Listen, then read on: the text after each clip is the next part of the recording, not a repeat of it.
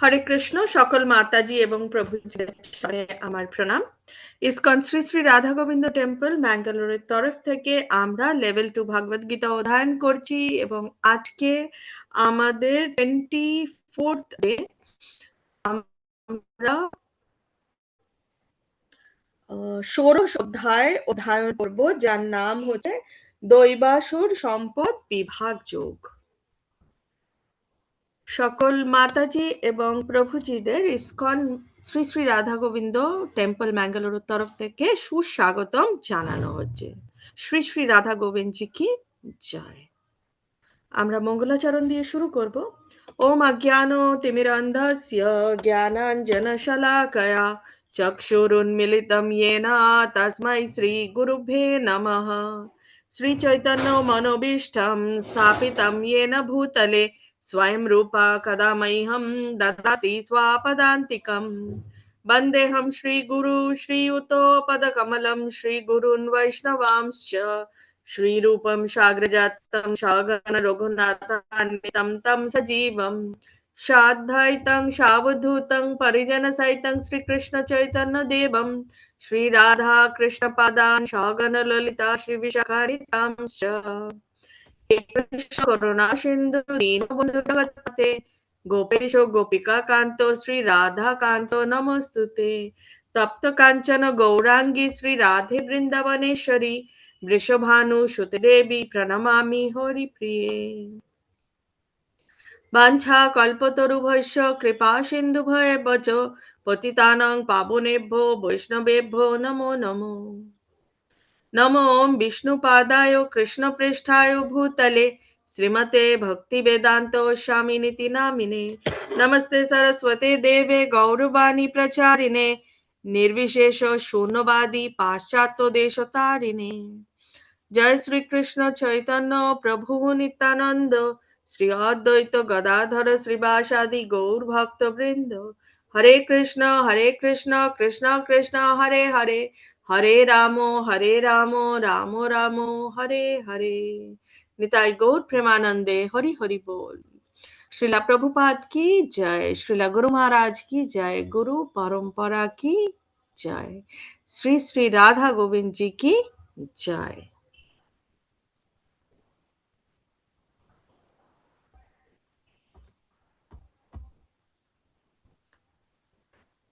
আমাদের আজকে ভগবদ গীতা অধ্যয়নের 24th ডে এবং আমরা চ্যাপ্টার 16 ষোড়শ অধ্যায় দৈবাসুর সম্পদ বিভাগ যোগ।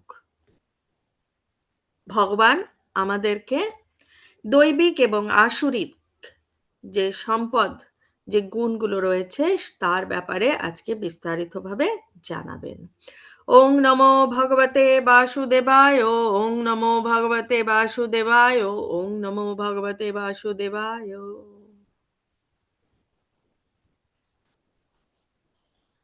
প্রথম থেকে তৃতীয় শ্লোক।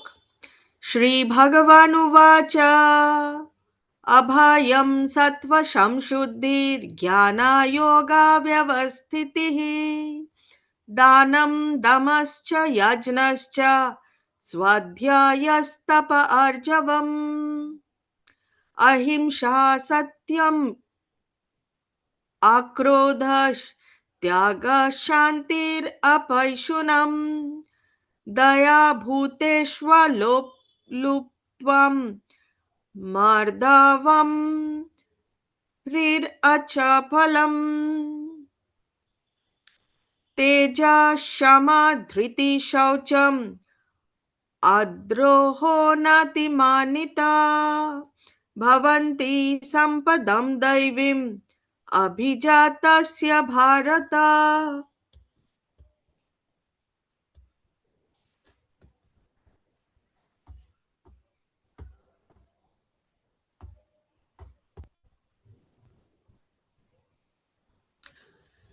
অনুবাদে বলা হচ্ছে যে ভগবান বলছেন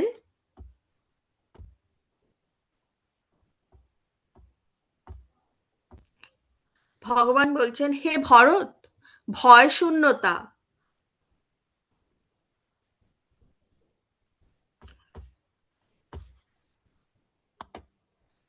সত্তার পবিত্রতা, পারমার্থিক জ্ঞানের অনুশীলন, দান, আত্মসংযম, যজ্ঞ অনুষ্ঠান, বৈদিক শাস্ত্র অধ্যয়ন, তপশ্চর্যা, সরলতা, অহিংসা, সত্যবাদিতা, ক্রোধ শূন্যতা, বৈরাগ্য, শান্তি, অন্যের দোষ দর্শন না করা, সমস্ত জীবের প্রতি দয়া, লোভহীনতা, মৃদুতা, লজ্জা,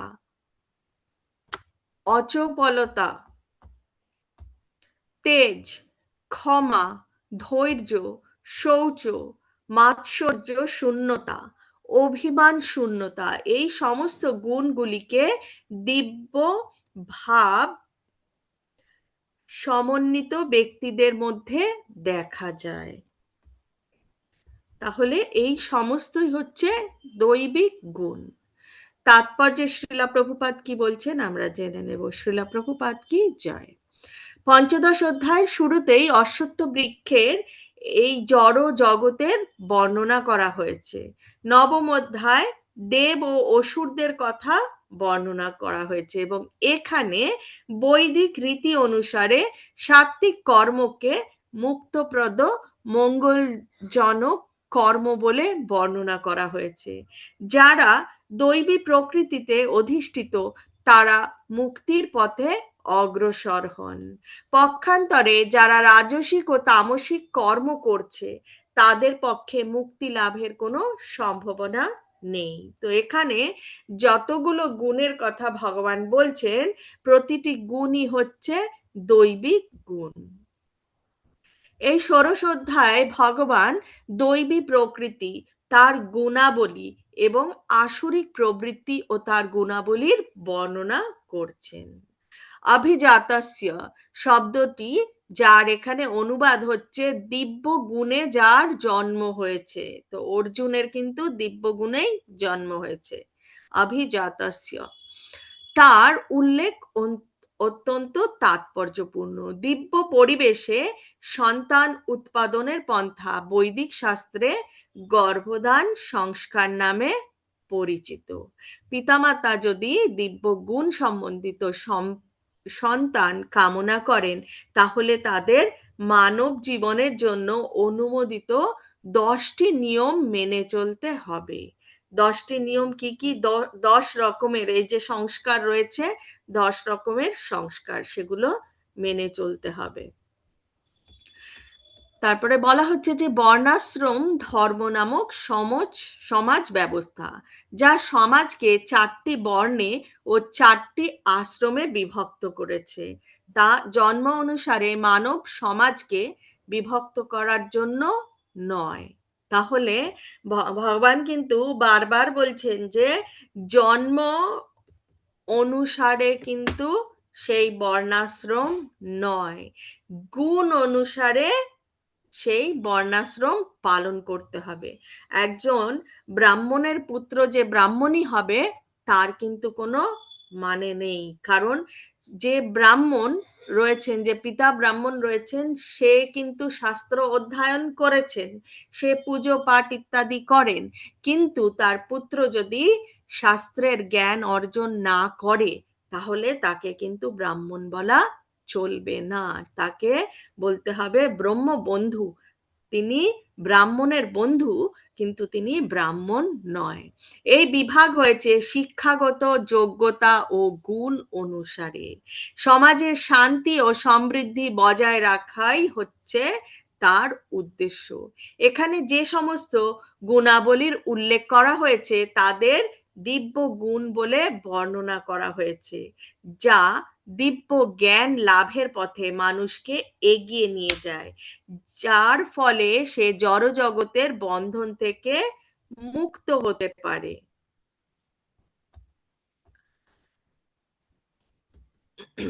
সন্ন্যাসীর প্রথম যোগ্যতা হচ্ছে ভয় শূন্যতা, কারণ সন্ন্যাসীকে সব রকম সহায় সম্বলহীন হয়ে কেবলমাত্র পরম পুরুষোত্তম ভগবানের কৃপার উপর নির্ভর করে তাকে একলাই থাকতে হয়, যার জন্য তার মধ্যে ভয় থাকা উচিত নয়।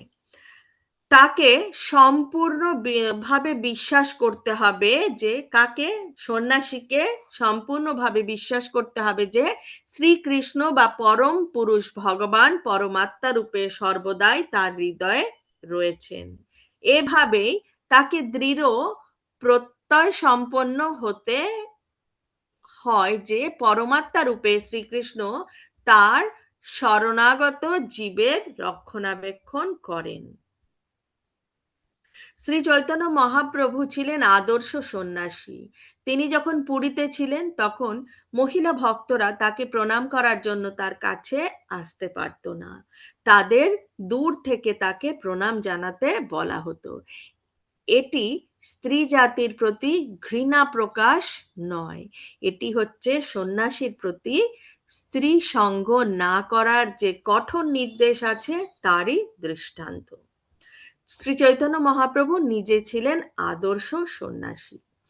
তারপরে একটা ছোট্ট উদাহরণ এখানে দিয়েছেন। ছোট হরিদাস ছিলেন তার অন্তরঙ্গ পার্শ্বদের মধ্যে একজন, কিন্তু কোনো কারণবশত এই ছোট হরিদাস একবার এক মহিলার প্রতি কামপূর্ণ দৃষ্টিপাত করেন এবং শ্রী চৈতন্য মহাপ্রভু এত কঠোর ছিলেন যে তিনি তৎক্ষণাৎ তাকে তার ঘনিষ্ঠ পার্শ্বদ মণ্ডলী থেকে পরিত্যাগ করেন। তার পরের বিষয়টি বলা হয়েছে জ্ঞান যোগ ব্যবস্থিতি, জ্ঞানের অনুশীলনে নিযুক্ত হওয়া। সন্ন্যাস জীবনের উদ্দেশ্য হচ্ছে গৃহস্থ ও অন্যেরা যারা তাদের পারমার্থিক জীবনের কথা ভুলে গেছে তাদের মাঝে জ্ঞান বিতরণ করা। দিব্য স্তরে অধিষ্ঠিত পুরুষদের একটি গুণ হচ্ছে দৈন্য এবং সেই দীনতার বশবর্তী হয়েই সন্ন্যাসী দ্বারে দ্বারে গমন করেন। ঠিক ভিক্ষার উদ্দেশ্যে কিন্তু সন্ন্যাসী দ্বারে দ্বারে আসে না, গৃহস্থদের কাছে গিয়ে তাদের কৃষ্ণ চেতনা জাগিয়ে তোলার জন্য তিনি দ্বারে দ্বারে যান। তো সেটাই হচ্ছে সন্ন্যাসীর ধর্ম। তো সন্ন্যাসীর ধর্ম কি? সন্ন্যাসীর ধর্ম হচ্ছে গৃহস্থদের কাছে গিয়ে তাদেরকে ভগবানের কথা বলা, কৃষ্ণ চেতনা তাদের মধ্যে জাগিয়ে তোলা। তারপরের বিষয়টি হচ্ছে দান। দান করা গৃহস্থের কর্তব্য। গৃহস্থদের কর্তব্য হচ্ছে সৎ উপায় অর্থ উপার্জন করে জীবিকা নির্বাহ করা এবং আয়ের অর্ধাংশ সমস্ত বিশ্বজুড়ে কৃষ্ণ ভাবনামৃত প্রচারের জন্য দান করা। দান যথাযোগ্য পাত্রে অর্পণ করা উচিত।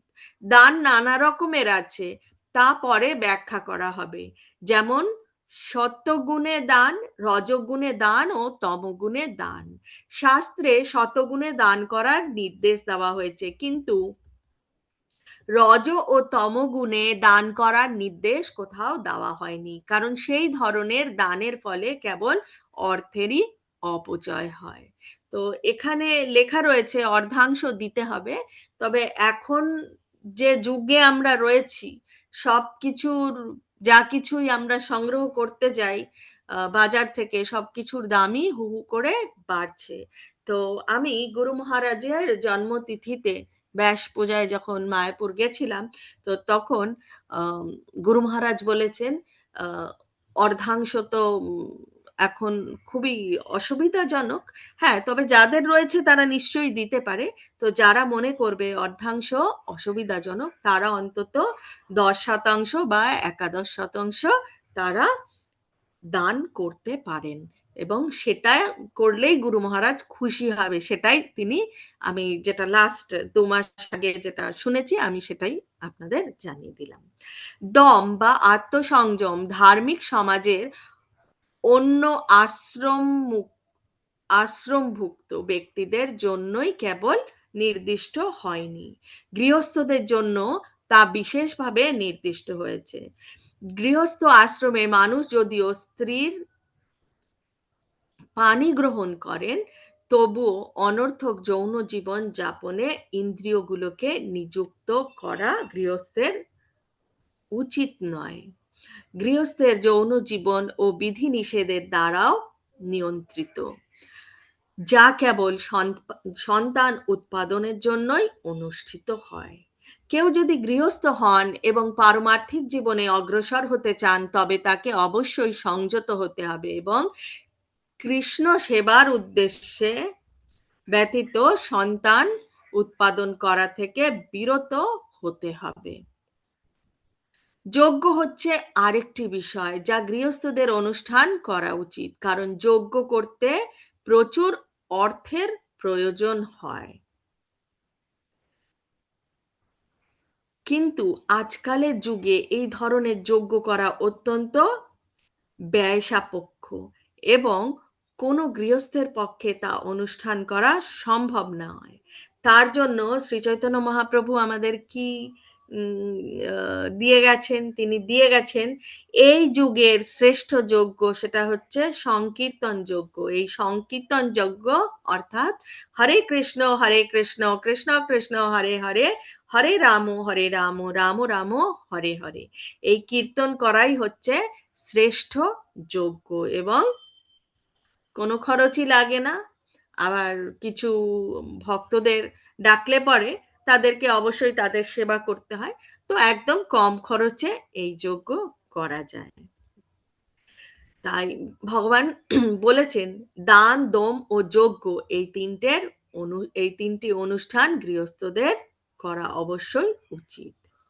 তারপরে স্বাধ্যায় বা বেদ পাঠ ব্রহ্মচর্য, যা ছাত্র জীবনের জন্য বলা হয়েছে। সেই বর্ণাশ্রম ধর্মের কথা এখানে একে একে বলা হয়েছে। স্ত্রীলোকের সঙ্গে ব্রহ্মচারীদের কোন রকম সংস্রব থাকা উচিত নয়। কৌমার্য অবলম্বন করে দিব্য জ্ঞান লাভের জন্য বৈদিক শাস্ত্র অধ্যয়ন করে তাদের জীবন যাপন করা উচিত। তাকেই বলা হয় স্বাধ্যায়। তপ বা তপস্যাচার্য, বিশেষ করে বানপ্রস্থ আশ্রমের জন্য সারা জীবন গৃহস্থ জীবনে থাকা উচিত নয়। মানুষের সব সময় মনে রাখা উচিত যে মানব জীবনে 4টি আশ্রম আছে: ব্রহ্মচার্য, গার্হস্থ, বানপ্রস্থ ও সন্ন্যাস। সুতরাং গার্হস্থ আশ্রমের পরে অবসর গ্রহণ করা উচিত।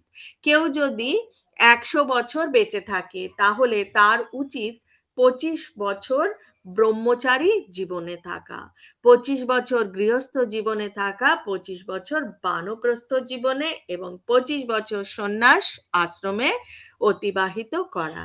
এগুলি হচ্ছে বৈদিক ধর্ম আচরণের নিয়ম এবং নির্দেশ। বানপ্রস্থ আশ্রমে অবশ্যই দেহ, মন ও জিহ্বার তপস্যাচার্যর অনুশীলন করতে হয়, সেটি হচ্ছে তপস্যা। তপস্যা ছাড়া কোনো মানুষ মুক্তি লাভ করতে পারে না। কতগুলি ভণ্ড আধ্যাত্মবাদী যারা কেবল লোক ঠকিয়ে দল ভারী করার ব্যাপারে ব্যস্ত, যদি বিধি নিষেধ থেকে নিয়ম কানুন নিয়ম কানুন থাকে, তাহলে মানুষ আকৃষ্ট হবে না। তাই তারা কি করে? ধর্মের নামে তারা শিষ্য বাড়াতে চায় এবং কেবল লোক দেখানোর জন্য তারা শিষ্যদের সংযত জীবন যাপন করার উপদেশ কখনোই দেন না এবং নিজেরাও সংযত জীবন যাপন করেন না। কিন্তু আমাদেরকে নিয়মের মধ্যে থাকতেই হবে। অনেক সময় দেখা যায় অনেকে বলে যে কোনো অসুবিধে নেই, কোনো নিয়ম নেই, করলেই হবে, নিজের মতন করে করো, ভালোবেসে করো। না, কিছু নিয়ম কানুন তো রয়েছে, সেই নিয়ম কানুনের মধ্যে থেকে তারপরে ভালোবাসা দিয়ে ভগবানের সেবা করতে হয়। ব্রাহ্মণের গুণ সরলতা জীবনের কোনো বিশেষ আশ্রমের মানুষদের অনুশীলনের জন্য কেবল নয়।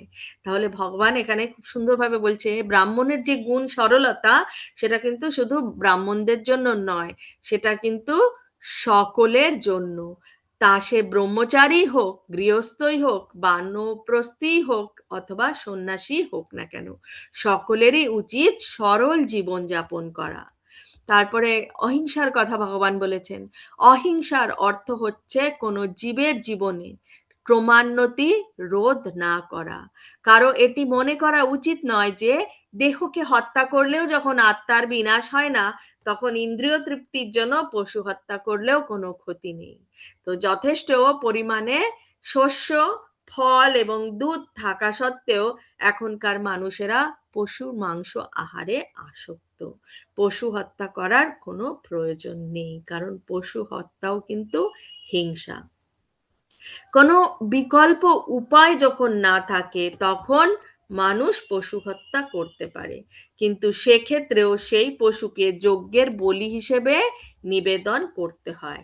যারা আত্মতত্ত্ব জ্ঞান লাভের পথে উন্নতি সাধন করতে চান তাদের পক্ষে পশু হত্যা করা উচিত নয়। যথার্থ অহিংসা হচ্ছে কারোই জীবনের প্রগতি রোধ না করা। কোনো পশুর যখন কোনো নির্দিষ্ট শরীরে কোনো নির্দিষ্ট কাল অবস্থানের মেয়াদ থাকে, তখন যদি তাকে অপরিণত অবস্থায় হত্যা করা হয়, তাহলে তাকে বাকি সময়টি পূর্ণ করে উন্নতর প্রজাতিতে উন্নীত হওয়ার জন্য আবার সেই শরীর প্রাপ্ত হতে হয়। তো সেই পশুটার কি হয়, তা সে যেহেতু ওই দেহে তার যতখানি বরাদ্দ ছিল সেটা সে পূর্ণ করতে পারলো না, তাকে আবার ওই দেহে ফিরে আসতে হয়। সত্যম শব্দের অর্থ হচ্ছে ব্যক্তিগত উদ্দেশ্য সাধনের জন্য সত্যের বিকৃত করা উচিত নয়। বৈদিক শাস্ত্রে কতকগুলি অতি কঠিন অধ্যায় আছে, কিন্তু তার অর্থ বা উদ্দেশ্য সম্বন্ধে শিক্ষা লাভ করতে হবে সদ্গুরুর কাছ থেকে। বেদ উপলব্ধি করার এটাই হচ্ছে পন্থা। শ্রুতির অর্থ হচ্ছে তা নির্ভরযোগ্য সূত্র থেকে শ্রবণ করতে হবে।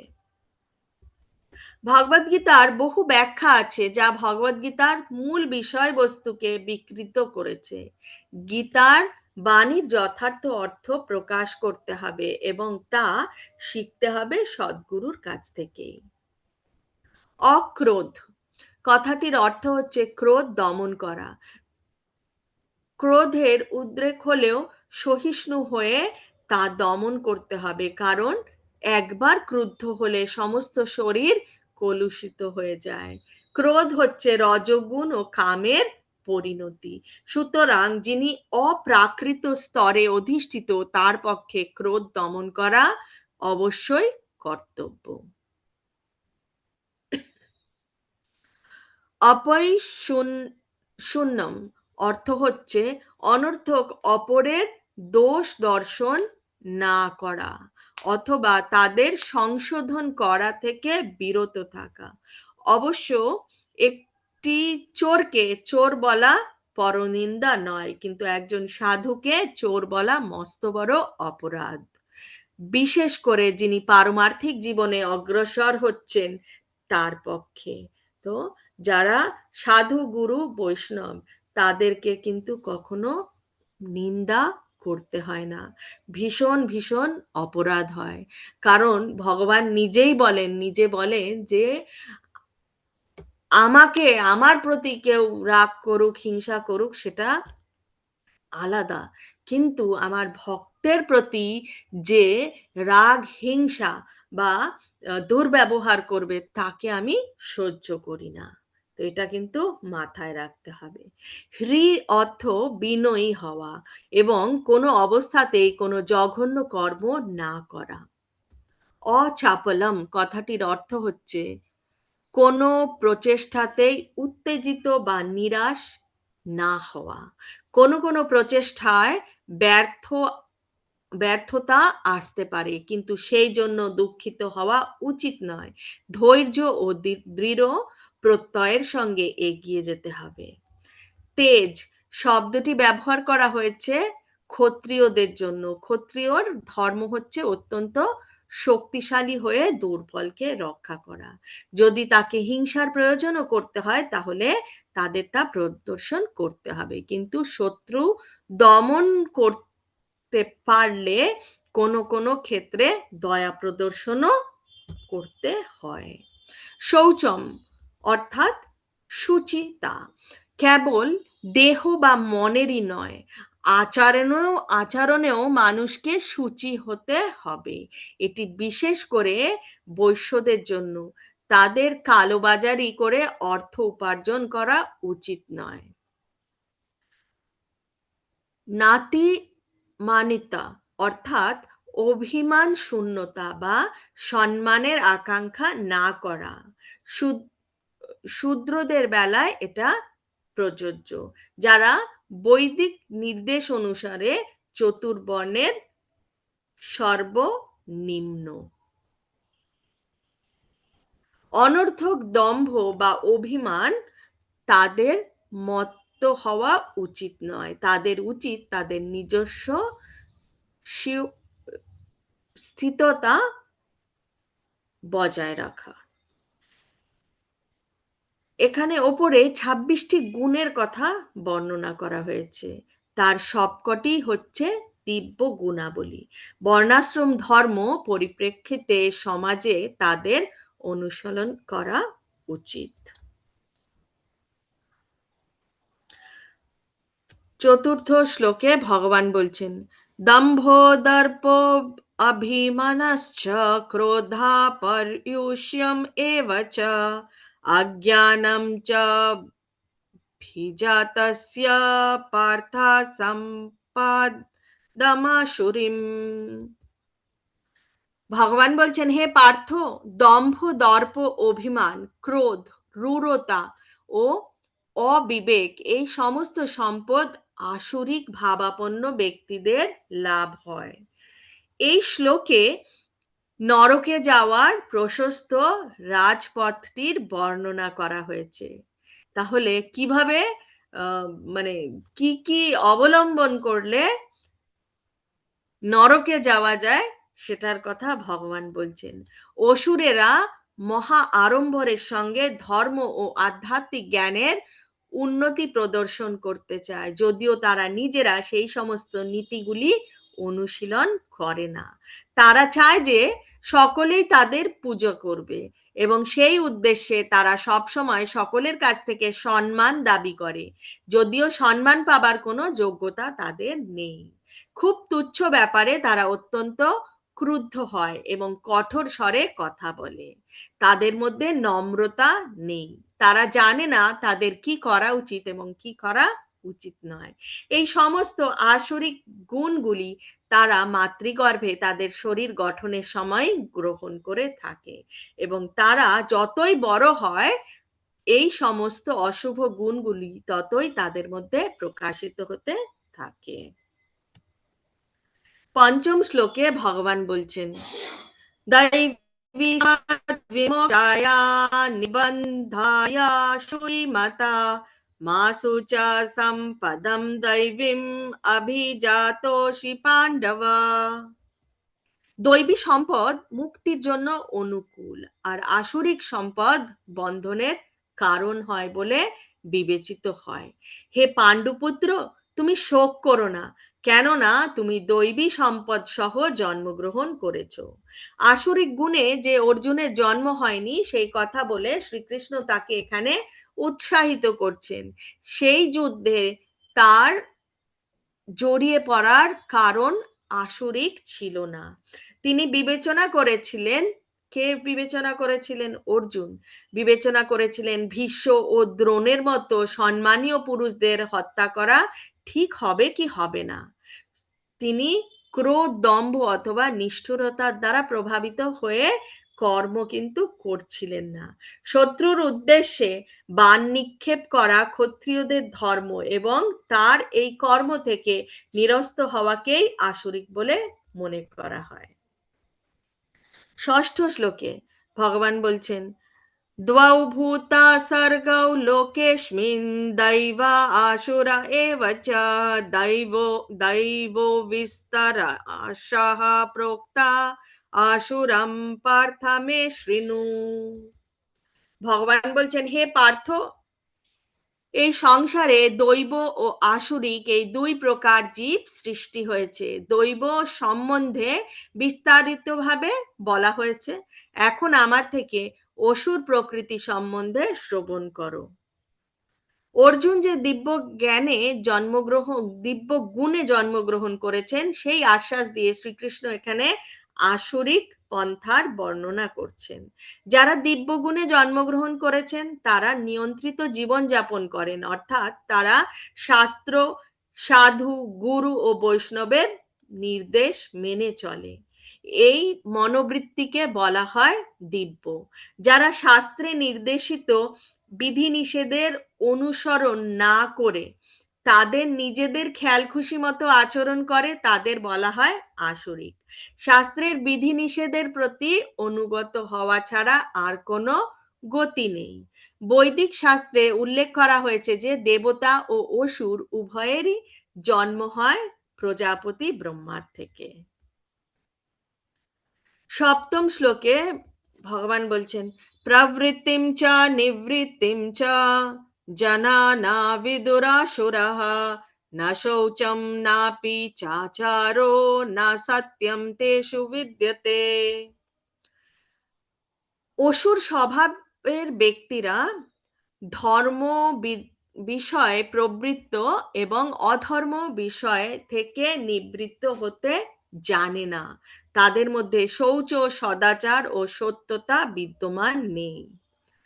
প্রতিটি সভ্য মানব সমাজে কতগুলি শাস্ত্রীয় নিয়ম কানুন আছে যেগুলি প্রথম থেকেই মেনে চলা উচিত। এখানে বলা হয়েছে অসুরেরা শাস্ত্রের বিধান জানে না এবং তাদের মধ্যে কেউ যদি তা জেনেও থাকে সেগুলি অনুসরণ করবার জন্য তাদের কোনো প্রবৃত্তি নেই। ধর্মে তাদের বিশ্বাস নেই আর বেদের নির্দেশ অনুসারে আচরণ করার কোনো ইচ্ছাও তাদের নেই। অসুরেরা অন্তরে ও বাইরে কোনো দিক দিয়েই তারা শুদ্ধ নয়। স্নান করে, দাঁত মেজে, কাপড় পরিবর্তন করে ইত্যাদি শৌচ পন্থার দেহকে পরিষ্কার রাখার জন্য সর্বদাই যত্নশীল হওয়া উচিত।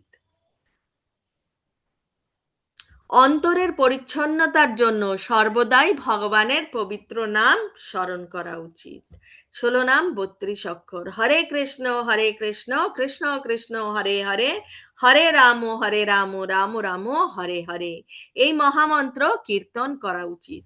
বাইরের ও অন্তরের পরিচ্ছন্নতা, এই সমস্ত নিয়মগুলি অনুসরণ করার কোনো প্রবৃত্তি অসুরদের নেই। মানুষের আচরণ যথাযথভাবে পরিচালিত করার জন্য অনেক নিয়ম ও বিধান আছে। যেমন মনুসংহিতা হচ্ছে মনুষ্য জাতির আইন শাস্ত্র। উত্তরাধিকারের আইন ও অন্য অনেক আইন এই গ্রন্থ থেকে নিরূপণ করা হয়েছে। মনুসংহিতায় স্পষ্টভাবে বলা হয়েছে যে নারীদের স্বাধীনতা দেওয়া উচিত নয়। তার অর্থ এই নয় যে নারীদের কৃতদাসীর মতো রাখতে হবে। তার অর্থ হচ্ছে তারা শিশুর মতো, শিশুদের স্বাধীনতা দেওয়া হয় না, কিন্তু তার অর্থ এই নয় যে তাদের শিশুদের কৃতদাসের মতো রাখা হয়। এই সবই মনুসংহিতাতে রয়েছে। জীবনের প্রতিটি স্তরে নারীদের রক্ষণাবেক্ষণ করা উচিত। শৈশবে তাদের পিতামাতার এবং যৌবনে পতির এবং বার্ধক্যে উপযুক্ত সন্তানদের তত্ত্বাবধানে থাকা উচিত। আজকের মানব সমাজে বিবাহ ব্যবস্থা প্রায় লোপ পেতে বসেছে। অসুরেরা সমাজের মঙ্গলের জন্য যে সমস্ত নির্দেশ তা গ্রহণ করে না এবং যেহেতু তারা মহর্ষিদের অভিজ্ঞতা এবং মুনি ঋষিদের প্রদত্ত আইন কানুনগুলি মেনে চলে না, তারা আসরিক ভাবাপন্ন। মানুষদের সামাজিক অবস্থা অত্যন্ত দুর্দশাগ্রস্ত হয়। অষ্টম শ্লোকে ভগবান বলছেন, असत्यम प्रतिष्ठां ते जगदाहुर अनीश्वरम अपरस्पर संभूतम किमन्यत् कामहैतुकम। আসরিক স্বভাব বিশিষ্ট ব্যক্তিরা বলে যে এই জগৎ মিথ্যা, অবলম্বনহীন ও ঈশ্বর শূন্য। কামবশত এই জগৎ উৎপন্ন হয়েছে এবং কাম ছাড়া আর অন্য কোনো কারণ নেই। তাহলে আসরিক চিন্তা ভাবনা কি সেটাও ভগবান বলে দিচ্ছে। আসরিক ভাবাপন্ন মানুষেরা সিদ্ধান্ত করে যে এই জগৎটি অলিক, এর পেছনে কোনো কার্য কারণ নেই, এর কোনো নিয়ন্তাও নেই, এর কোনো উদ্দেশ্য নেই, সবকিছুই মিথ্যা। তারা বলে যে ঘটনাচক্রে জড় পদার্থের ক্রিয়া ও প্রতিক্রিয়ার ফলে এই বিশ্ব ব্রহ্মাণ্ড প্রকাশিত হয়েছে। কোনো বিশেষ উদ্দেশ্য নিয়ে যে ভগবান এই জড়জগৎ সৃষ্টি করেছেন তারা সেটা একেবারেই মানতে চায় না। তাদের কাছে চেতন ও জড়ের কোনো পার্থক্য নেই এবং তারা পরম চেতনকে স্বীকার করেই না। তাদের মত অনুসারে সবকিছুই শূন্য এবং যা কিছুই অস্তিত্বের প্রকাশ, আহ, যা কিছুরই অস্তিত্বের প্রকাশ দেখা যায় তা কেবল আমাদের উপলব্ধির ভ্রম। তারা ভগবত গীতায় শ্রীকৃষ্ণের কথা বিশ্বাস করে না। শ্রীকৃষ্ণ বলছেন, মায়াধ্যক্ষেন প্রকৃতি শুয়তে চরাচরম, আমার অধ্যক্ষতায় সমস্ত জগৎ জড়া জগৎ পরিচালিত হচ্ছে। অসুরদের জড় জগতের সৃষ্টির সম্বন্ধে যথার্থ কোনো জ্ঞানই নেই, যেখানে ভগবান নিজেই বলছে যে ভগবানের জন্যই, ভগবানের দ্বারাই এই জড়া জগৎ পরিচালিত হচ্ছে। এবং অসুরদের মধ্যে শাস্ত্রের যে সিদ্ধান্ত তাদের মন গড়া মত মতবাদের মতোই একটি মতবাদ মাত্র। শাস্ত্রের নির্দেশে যে প্রমাণ্য সিদ্ধান্ত তারা তা বিশ্বাস করে না। নবম শ্লোকে ভগবান বলছেন, এতাম দৃষ্টিম অবস্তব্য নষ্টাত্মানো অল্পবুদ্ধয়ঃ প্রভাবন্তি উগ্র কর্মণঃ ছায়ায়া জগতো হিত।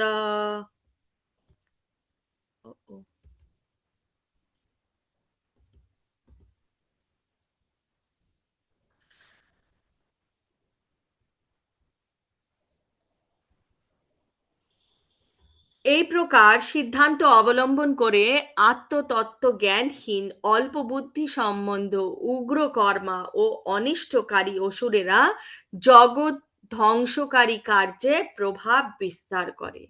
আসরিক ভাবাপন্ন মানুষেরা যে ধরনের কাজকর্মে নিযুক্ত তা পৃথিবীকে ধ্বংসের পথে নিয়ে যাবে। ভগবান এখানে বলছেন যে তারা অল্প বুদ্ধি সম্পন্ন। ভগবদ গীতার নির্দেশ অনুসারে তারা অল্প বুদ্ধি সম্পন্ন এবং সব রকমের কাণ্ডজ্ঞানহীন। তারা চরম ভাবে এই জড় জগৎকে ভোগ করতে চেষ্টা করে। তারা ইন্দ্রিয় সুখ ভোগের জন্য সর্বদাই কিছু না কিছু আবিষ্কার করতে ব্যস্ত। জড় আবিষ্কারগুলিকে মানব সভ্যতার উন্নতি বলে মনে করে, কিন্তু তার ফলে মানুষেরা আরো বেশি নিষ্ঠুর ও হিংস্র হয়ে উঠেছে, পশুর পশুর প্রতি নিষ্ঠুর হয়ে উঠেছে এবং অন্য মানুষের প্রতিও নিষ্ঠুর হয়ে উঠেছে। কেন হবে না? প্রচুর প্রচুর রকম কত কত নতুন জিনিস আবিষ্কার করছে যেটা আসলেই দরকার নেই। একটা ছোট্ট জিনিস ভেবে দেখুন, আমাদের, আমরা জানি যে এই যে কৃত্রিম উপায় যে প্লাস্টিক আমরা ব্যবহার করি, প্লাস্টিক ব্যবহারের জন্যই কিন্তু এই ক্যান্সার ব্যাপারটা অনেক বাড়ছে। হ্যাঁ, ক্যান্সারের মতন রোগ অনেক বাড়ছে।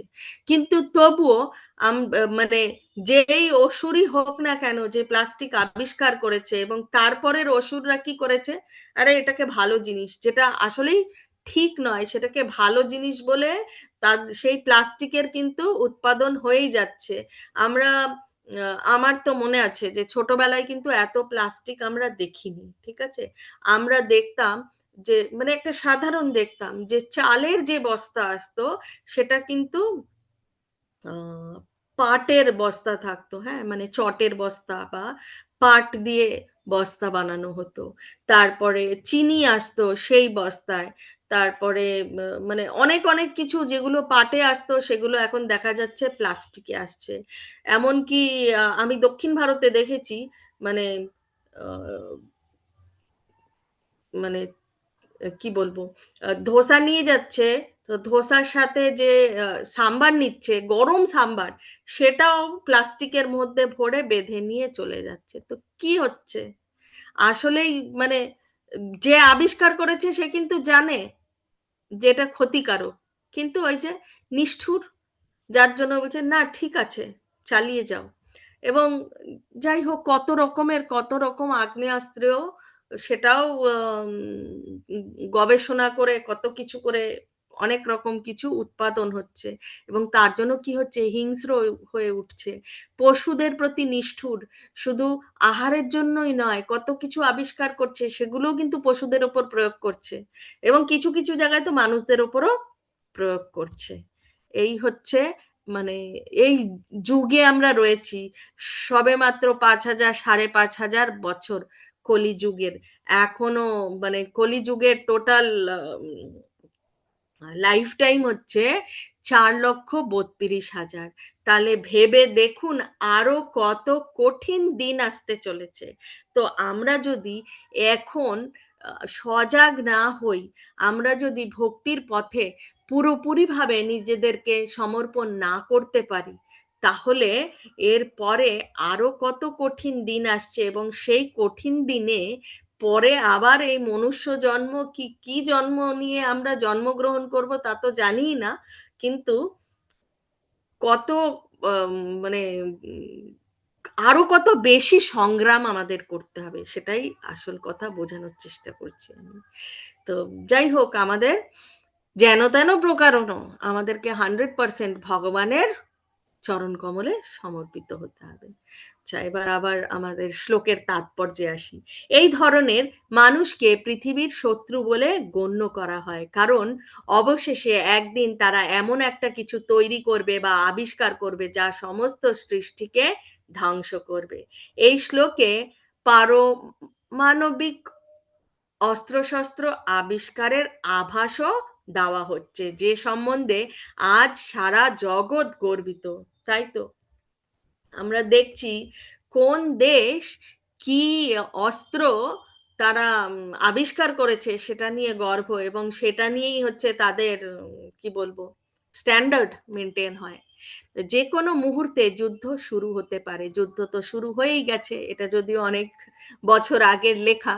তো যুদ্ধ শুরু হতে পারে, এবং তখন এই সমস্ত পারমাণবিক অস্ত্রগুলি ব্যাপক ধ্বংস সাধন করবে। নাস্তিকতার প্রভাবে মানব সমাজে যে ধরনের অস্ত্রগুলি আবিষ্কার করা হচ্ছে সেগুলি জগতের শান্তি ও সমৃদ্ধির জন্য নয়।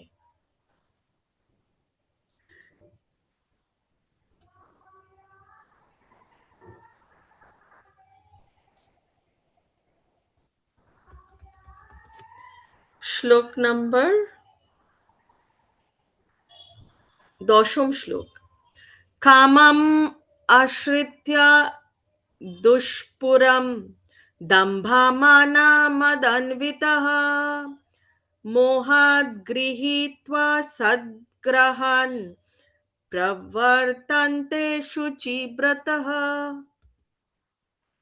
সেই আসুরিক ব্যক্তিগণ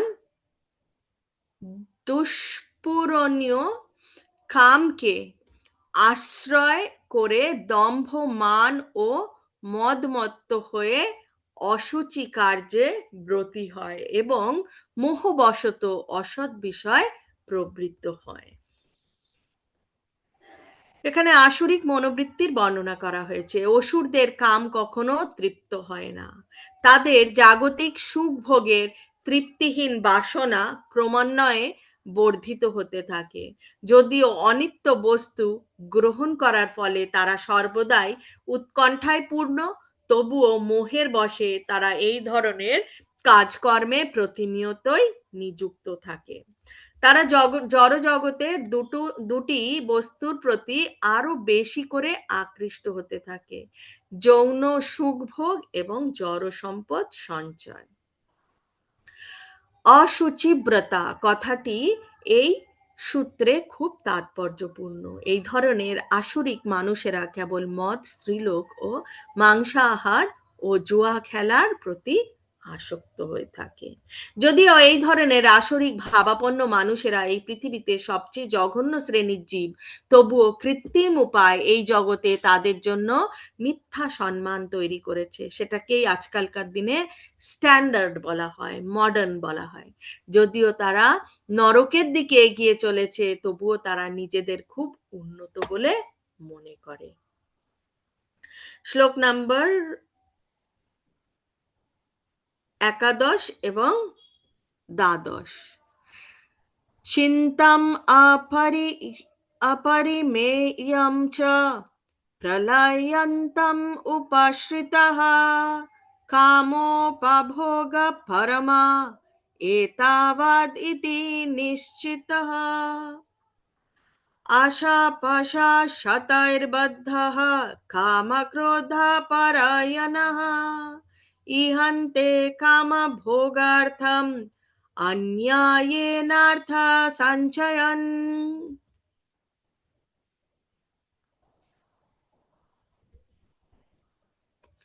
অপরিমেয় দুশ্চিন্তার আশ্রয় গ্রহণ করে মৃত্যুকাল পর্যন্ত ইন্দ্রিয় সুখ ভোগকেই তারা তাদের জীবনের চরম উদ্দেশ্য বলে মনে করে। এভাবেই শত শত আশা পাশে আবদ্ধ হয়ে এবং কাম ও ক্রোধ পরায়ণ হয়ে তারা কাম উপভোগের জন্য অসৎ উপায়ে অর্থ সঞ্চয়ের চেষ্টা করে। তাৎপর্যে বলা হয়েছে অসুরেরা মনে করে যে ইন্দ্রিয় সুখ ভোগ করাই হচ্ছে জীবনের চরম লক্ষ্য এবং মৃত্যু পর্যন্ত তারা এই ভাবধারা পোষণ করে চলে। তারা জন্মান্তরে বিশ্বাস করে না এবং কর্ম অনুসারে জীব যে ভিন্ন ভিন্ন রকমের শরীর প্রাপ্ত হয় তাও তারা বিশ্বাস করে না। বিশ্বাস করলে তো তারা সেরকম আচরণ করতোই না।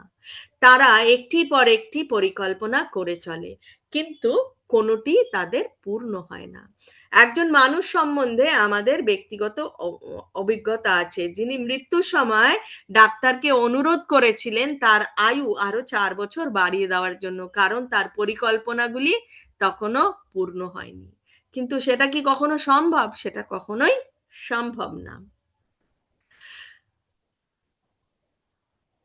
মৃত্যুর পরোয়ানা যখন আসে তখন মানুষের আকাঙ্ক্ষার কোনো বিবেচনাই করা হয় না। প্রকৃতির আইন দৈব নির্ধারিত সময় বেশি আর এক মুহূর্ত সময়ের জন্য মঞ্জুর করে না। আসরিক ভাবাপন্ন মানুষেরা, যাদের ভগবান বা অন্তর্যামী পরমাত্মার উপর কোনো বিশ্বাস নেই, তারা কেবল ইন্দ্রিয় তৃপ্তির জন্য সব রকমের পাপ কর্ম করে চলে। তারা জানে না যে তাদের হৃদয়ের অভ্যন্তরে সাক্ষী রূপে একজন রয়েছেন। কে রয়েছেন? পরমাত্মা।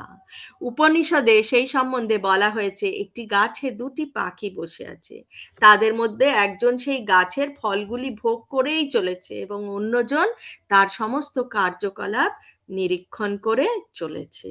কিন্তু যারা আসরিক ভাবাপন্ন, তাদের বৈদিক শাস্ত্র সম্বন্ধে কোনো জ্ঞান নেই এবং সেই সম্বন্ধে তারা কিছুই বিশ্বাস করে না। তাই তারা পরিণামের বিবেচনা না করে ইন্দ্রিয় তৃপ্তির জন্য যে কোনো কাজ করতে প্রস্তুত থাকে।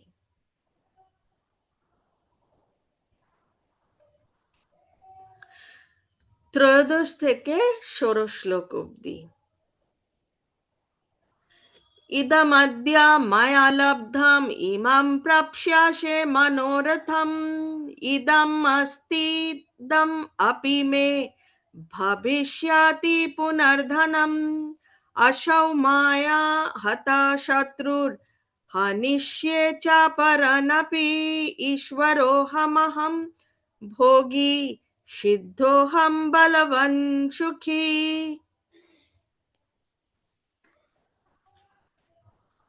अद्य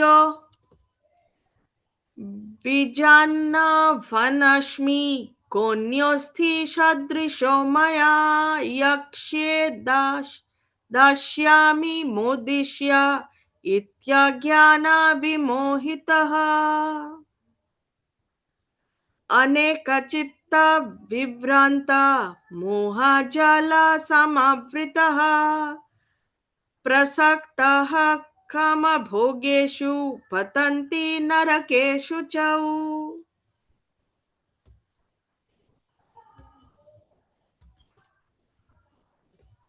অসুর স্বভাব ব্যক্তিরা মনে করে যে আজ আমার দ্বারা এত লাভ হয়েছে এবং আমার পরিকল্পনা অনুসারে আরো লাভ হবে। এখন আমার এত ধন আছে, ভবিষ্যতে আরো ধন লাভ হবে। ওই শত্রুরা ওই শত্রু আমার দ্বারা নিহত হয়েছে এবং অন্য শত্রুদেরও আমি হত্যা করব। আমি ঈশ্বর, আমি ভোক্তা, আমি সিদ্ধ, বলবান ও সুখী। আমি সবচেয়ে ধনবান এবং অভিজাত, আত্মীয় স্বজন পরিবৃত, আমার মতো আর কেউ নেই। আমি যজ্ঞ অনুষ্ঠান করব, দান করব এবং আনন্দ করব। এভাবেই অসুর স্বভাব ব্যক্তিরা অজ্ঞানের দ্বারা বিমোহিত হয়, নানা প্রকার দুশ্চিন্তায় বিভ্রান্ত হয় এবং মোহজালে বিজড়িত হয়ে কাম ভোগে আসক্তিতে সেই ব্যক্তিরা অসুচি নরকে পতিত হয়। তাৎপর্যে বলা হয়েছে আসরিক ভাবাপন্ন মানুষের ধন সম্পদ আহরণ করার বাসনার কোনো অন্ত নেই, তা অসীম। তাদের যতই থাক না কেন তাদের আরো লাগবে। তারা কেবল চিন্তা করে কি পরিমাণ অর্থ তার এখন আছে এবং সেই অর্থকে আরো বাড়াবার জন্য নানা রকম বিনিয়োগের পরিকল্পনা করে। সেই উদ্দেশ্যে যে কোনো রকম পাপকর্ম তারা করতে দ্বিধা করে না এবং তাই তারা কালোবাজারি আদি অবৈধ কাজকর্ম লিপ্ত হয়। তারা তাদের সঞ্চিত অর্থ, গৃহ, জায়গা, জমি, পরিবার আদি সমস্ত সম্পদের দ্বারা মুগ্ধ হয়ে থাকে এবং তারা সর্বদাই পরিকল্পনা করে কিভাবে সেগুলি আরো উন্নতি সাধন করা যায়। তারা মনে করে যে তাদের সঞ্চিত ঐশ্বর্য তারা তাদের ব্যক্তিগত প্রচেষ্টার ফলে আহরণ করতে সক্ষম হয়েছে। আসরিক ভাবাপন্ন মানুষ তার ব্যক্তিগত প্রচেষ্টার উপর আস্থাবান, তারা কর্মফলে বিশ্বাস করে না। আসরিক ভাবাপন্ন মানুষ মনে করে যে সমস্তই ঘটনা চক্রে এবং তাদের ব্যক্তিগত প্রচেষ্টার ফলে ঘটে চলেছে।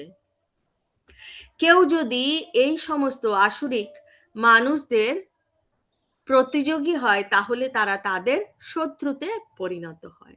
আসরিক ভাবাপন্ন মানুষ অসংখ্য এবং তারা সকলেই একে অপরের শত্রু। এই শত্রুরা শত্রুতা গভীর থেকে গভীরতর হতে থাকে। প্রথমে ব্যক্তিগত, তারপর পরিবারে পরিবারে, তারপর সমাজে সমাজে, অবশেষে রাষ্ট্রের সাথে সেটা পরিণত হয়। তাই জগৎ জুড়ে সর্বদাই বিবাদ, যুদ্ধ ও শত্রুতা লেগেই আছে। প্রতিটি আসরিক ভাবাপন্ন মানুষ মনে করে যে অন্য সকলকে বলি দিয়ে সে একাই বেঁচে থাকতে পারবে। আসরিক মানুষ যদিও দেখতে পায় যে অন্যেরা তারই মতো বা তার থেকে অধিক বিত্তবান বা ক্ষমতাবান, তবুও সে মনে করে যে কেউই তার থেকে অধিক ধনবান বা ক্ষমতা সম্পন্ন নয়। অসুরদের শেষ দৃষ্টান্ত হচ্ছে রাবণ, শ্রেষ্ঠ দৃষ্টান্ত হচ্ছে রাবণ। সে তার অনুগত জনদের বুঝিয়েছিল যে স্বর্গে যাওয়ার জন্য তাদের একটি সিঁড়ি তৈরি করে দেবে, যাতে কোনো রকম বৈদিক যজ্ঞানুষ্ঠান না করেই যে কেউ তাতে চড়ে স্বর্গলোকে যেতে পারবে। তেমনি আধুনিক যুগের আসরিক মানুষেরাও যান্ত্রিক উপায়ে উচ্চতর লোকে যাওয়ার চেষ্টা করছে। এগুলি হচ্ছে ভ্রান্তির নিদর্শন। তার ফলে তারা তাদের অজান্তেই নরকের দিকে অধঃপতিত হচ্ছে। মোহজাল কথাটি অত্যন্ত তাৎপর্যপূর্ণ। জালে যেমন মাছ ধরা হয়, এই মোহরূপ জালে জীবেরা তেমন আবদ্ধ হয়ে আছে এবং তার থেকে বেরিয়ে আসার কোনো উপায় নেই।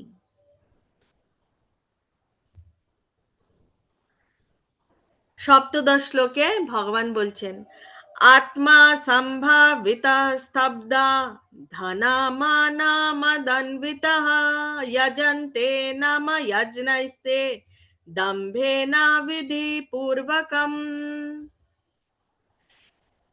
সেই আত্ম অভিমানী, অনম্র এবং ধন ও মানে মদান্বিত ব্যক্তিরা অবিধিপূর্বক দম্ভ সহকারে নামমাত্র যজ্ঞের অনুষ্ঠান করে। তাৎপর্যে বলা হয়েছে নিজেদের সর্বে সর্বা বলে মনে করে এবং কোন রকম অধ্যক্ষতা অথবা প্রামাণ্য শাস্ত্রের পরোয়া না করে অসুরেরা তথাকথিত ধর্ম অনুষ্ঠান বা যজ্ঞবিধি অনুষ্ঠান করে থাকে। যেহেতু তারা নির্ভরযোগ্য প্রামাণিক সূত্রে বিশ্বাস করে না, তাই তারা অত্যন্ত উদ্যত। তার কারণ হচ্ছে সঞ্চিত ধন সম্পদ ও অহংকারে মত্ত হয়ে তারা মোহাচ্ছন্ন। কখনো কখনো এই ধরনের অসুরেরা ধর্ম প্রচারক সেজে জনসাধারণকে বিপদগামী করে এবং ধর্ম সংস্কারক বা ভগবানের অবতার রূপে নিজেদের জাহির করবার চেষ্টাও করে। সাধারণ লোক তাদের ভগবান বলে মনে করে তাদের পুজো করে। তারা সন্ন্যাসীর বেশ ধারণ করে সব রকমের অপকর্মে লিপ্ত হয়।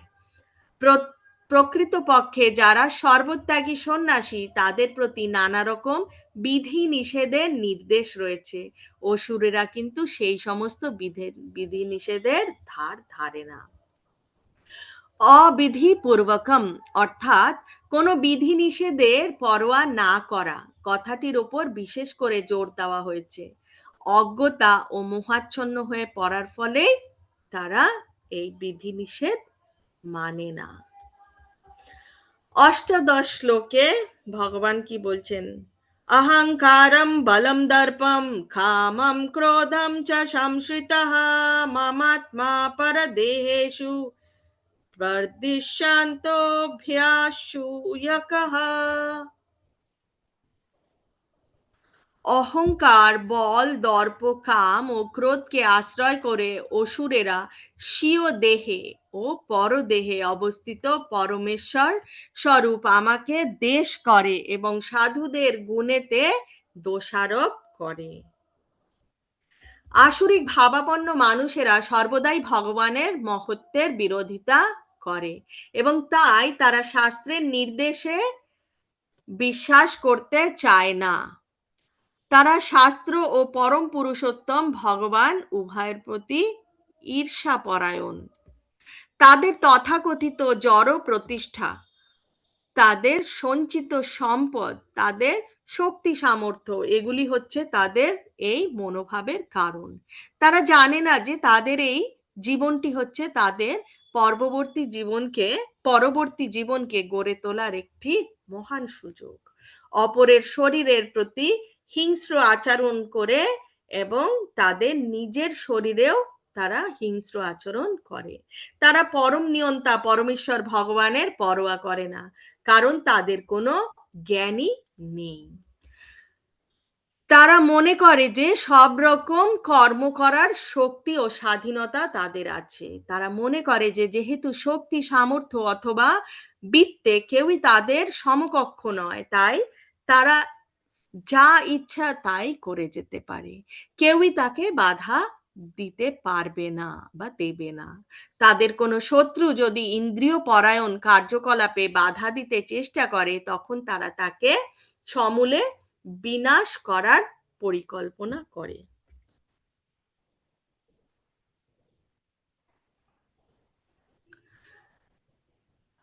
ঊনবিংশ শ্লোকে ভগবান বলছেন তনাহম দ্বিষাস্তহ ক্রুরন সংসারেষু নরাধমন শিপাম্যা শরম অশুভন আসুরিষ্বেব যোনিষু। সেই বিদ্বেষী ক্রূর নরাধমের আমি এই সংসারে অশুভ আসুরি যোনিতে অবিরত নিক্ষেপ করি। তো ভগবান এখানে স্পষ্টভাবে কি বলছেন যে তার ইচ্ছার প্রভাবে জীবাত্মা কোনো বিশেষ শরীর প্রাপ্ত হয়। আসুরিক মানুষেরা ভগবান পরমেশ্বরকে অস্বীকার করে যথেচ্ছাচার করতে পারে। কিন্তু তাদের পরবর্তী জীবন নির্ধারিত হবে পরম পুরুষোত্তম ভগবানের ইচ্ছা অনুসারে, তাদের নিজের ইচ্ছার অনুসারে নয়। শ্রীমদ্ ভাগবতের ৩য় স্কন্ধে বর্ণনা করা হয়েছে যে মৃত্যুর পর জীবাত্মা কোনো বিশেষ শরীর প্রাপ্ত হওয়ার জন্য উচ্চতর শক্তির তত্ত্ববোধনে মাতৃজঠরে স্থাপিত হয়। অসুরদের সম্বন্ধে এখানে স্পষ্টভাবে বলা হয়েছে যে তারা বারবার অসুর যোনি প্রাপ্ত হয় এবং এভাবেই তারা চিরকাল ঈর্ষাপরায়ণ নরাধম রূপে থাকে। এই ধরনের আসরিক জীবন সর্বদাই কামার্ত, সর্বদাই অত্যাচারী ও কুৎসিত এবং সর্বদাই অপরিচ্ছন্ন হয়ে থাকে। শ্লোক নাম্বার 20। आशुरिं योनिम् अपन्ना मूढा जन्मनि जन्मनि ममाप्राप्यैव कौन्तेय ततो यान्त्यधमं गतिम्। হে কন্তেয়, জন্মে জন্মে অসুর যোনি প্রাপ্ত হয়ে সেই মূঢ় ব্যক্তিরা আমাকে লাভ করতে অক্ষম হয়ে তার থেকেও অধম গতি প্রাপ্ত হয়।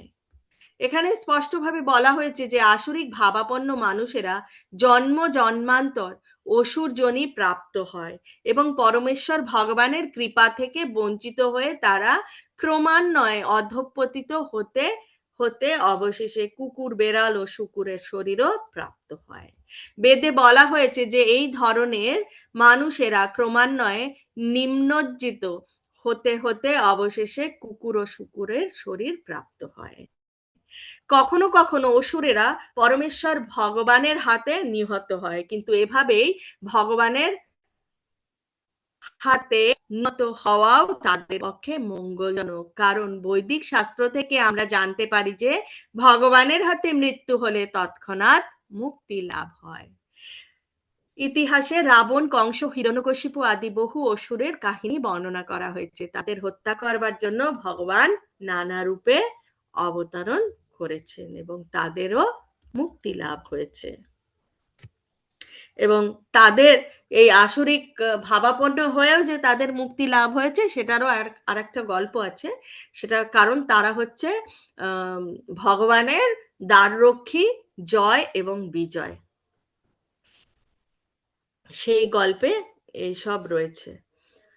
ত্রিবিধম নরকাস্যেদ্যম দ্বারম নাশনমাত্মনঃ কামক্রোধস্তথা লোভস তস্মাদেতত্রয়ম ত্যজেৎ। কি ত্যাগ করতে বলছে ভগবান সেটা আমরা এখানে দেখে নেব।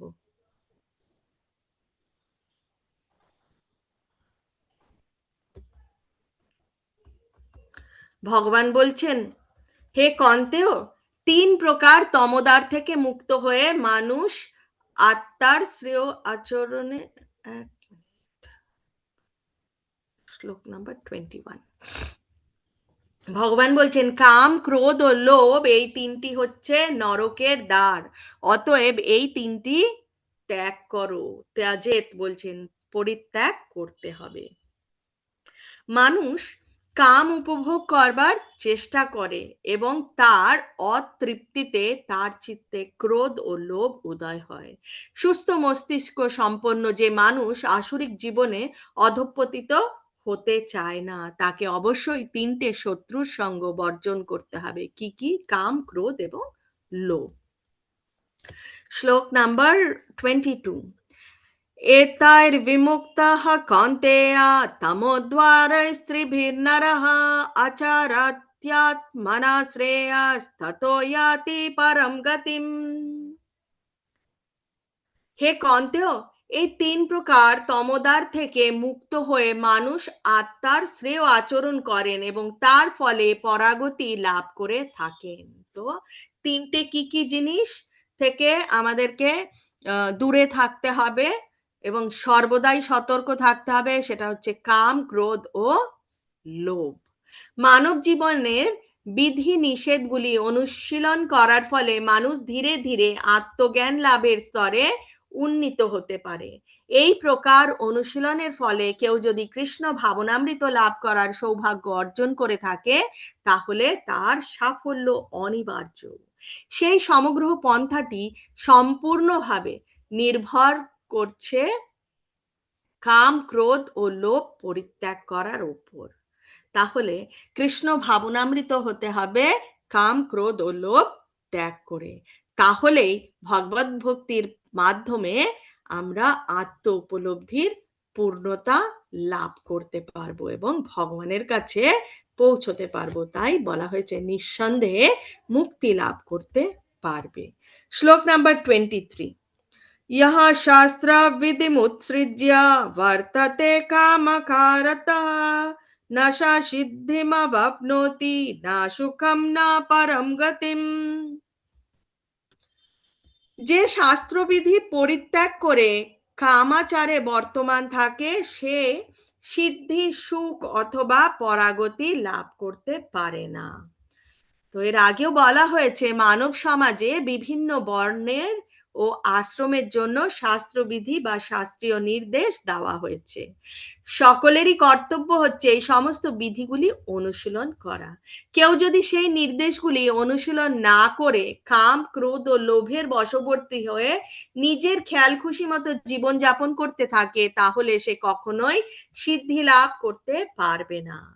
মনুষ্য শরীর প্রাপ্ত জীবের কাছে এটাই প্রত্যাশা করা হয় যে সে সুস্থ মস্তিষ্ক সম্পন্ন জীবনের সর্বোচ্চ স্তরে উন্নীত হওয়ার জন্য শাস্ত্র নির্দেশগুলি অনুশীলন করবে। সে যদি তা না করে তাহলে তার অধঃপতন অবশ্যম্ভাবী। কামকারতঃ কথাটি তাৎপর্যপূর্ণ। জ্ঞাতসারে মানুষ শাস্ত্রবিধি লঙ্ঘন করে কাম আচরণ করে। সেই আচরণগুলি নিষিদ্ধ জেনেও যদি তা আচরণ করা হয় তাকে বলা হয় খেয়াল খুশি মতো আচরণ করা। সে জানে না যে সেগুলি অনুশীলন করা উচিত, কিন্তু তবুও সে তা করে না, তাই তাকে বলা হয় খামখেয়ালি। এই সমস্ত মানুষদের পরিণতি হচ্ছে যে তারা ভগবানের দ্বারা দণ্ডিত হয়। শ্লোক নাম্বার 24, এটাই আজকের অন্তিম শ্লোক।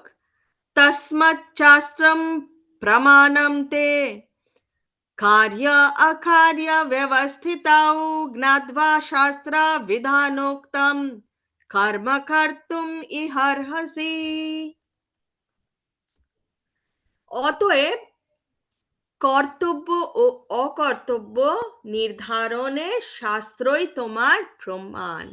এর আগেও আমরা দেখেছি ভগবান কি বলেছিলেন। ভগবান বলেছিলেন কি করতে হবে আর কি করা উচিত নয় সেটাও কিন্তু আমাদের শাস্ত্র থেকে জানতে হবে। তো বলছে কর্তব্য কি এবং অকর্তব্য কি সেটা শাস্ত্রে রয়েছে এবং কি কর্তব্য করা উচিত সেটার প্রমাণও শাস্ত্রে রয়েছে। অতএব শাস্ত্রীয় বিধানে কথিত হয়েছে যে কর্ম, তা জেনে তুমি সেই কর্ম করতে যোগ্য হও। কেউ যদি ভগবদ্গীতার মাধ্যমে শ্রীকৃষ্ণকে জানতে পেরে কৃষ্ণ ভাবনার অমৃতময় স্তরে অধিষ্ঠিত হয়ে ভগবানের সেবায় নিযুক্ত হন তখন তিনি বৈদিক শাস্ত্র প্রদত্ত জ্ঞানের চরম সিদ্ধির স্তরে উপনীত হয়েছেন। শ্রী চৈতন্য মহাপ্রভুর এই পন্থাকে অত্যন্ত সরল করে দিয়ে গেছেন। কিসের পন্থা? ভক্তিযোগের পন্থা, ভক্তির পন্থা শ্রী চৈতন্য মহাপ্রভু সরল করে দিয়ে গেছেন। তিনি বলেছেন আমাদেরকে কিছু করতে হবে না, শুধু দু হাত তুলে হরে কৃষ্ণ কৃষ্ণ কৃষ্ণ হরে হরে, হরে রাম রাম রাম হরে হরে, এই মহামন্ত্র কীর্তন করতে, ভক্তিযুক্ত ভগবত সেবায় নিযুক্ত হতে এবং ভগবত প্রসাদ গ্রহণ করতে তিনি নির্দেশ দিয়ে গেছেন। কোন রকম কুতর্ক না করে বৈদিক নির্দেশ অনুসারে কর্ম করে যাওয়া উচিত। তাকেই বলা হয় শাস্ত্রবিধির আচরণ করা।